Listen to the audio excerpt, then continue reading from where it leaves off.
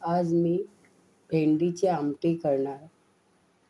मोठी भेंडी असेल तर 4 पुरेल आणि लहान भेंडी 6 नाहीतर 8 हे मी घेतलेले आहे. आणि फोडणीसाठी मोठा कांदा चिरून आणि 2 हिरव्या मिरच्या. आता वाटप करायचं असेल, हे बघा हे वाटप आहे.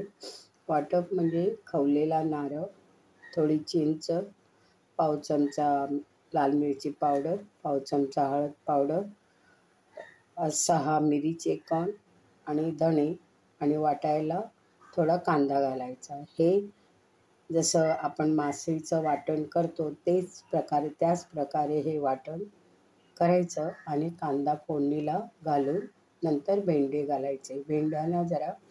भेंड्याचे असेच बारीक लांबट चिरून त्याला पहिल्यांदा धुवून मीठ लावून घ्यायचं. तर मी पहिल्यांदा वाटण तयार करते आणि मग तुम्हाला ही भेंड्याची आमटी कशी करायची ती दाखवते.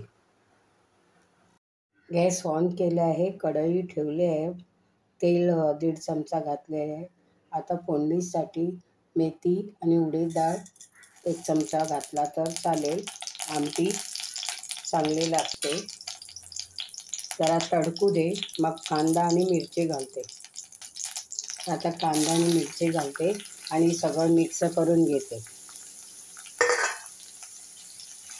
तसं ढवळून घेते. असा कांदा जरा मऊ व्हायला पाहिजे.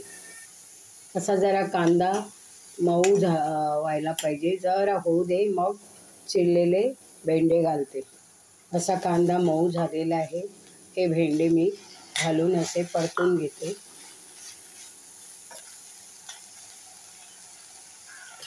जरा थांबून मग वाटण घालते.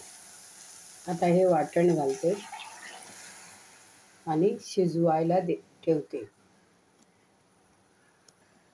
भेंड्यांची आमटी शिजते आहे. हे चवीपुरतं मीठ घालते आणि सगळं असं ढवळून घेते आणि मंद गॅसवर हे शिजायला पाहिजे.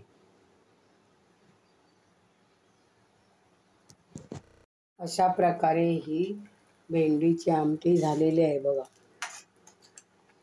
आता चिंच घातलेली आहे. जरा 1 कोकम घालते आणि गॅस बंद करून घेते.